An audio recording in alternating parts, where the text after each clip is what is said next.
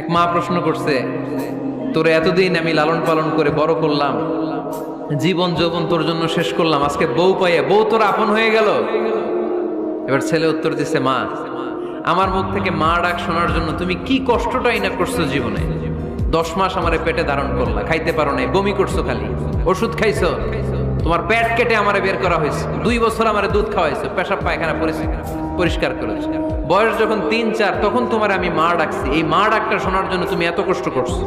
আর আরেকবারের মাইয়া এই ঘরে আইসাই তোমার মা ডাকা শুরু করছে। যেই মেয়েটা তোমারে মা ডাকে সে আমার আপন হবে না কেন মা? ঠিক কিনা?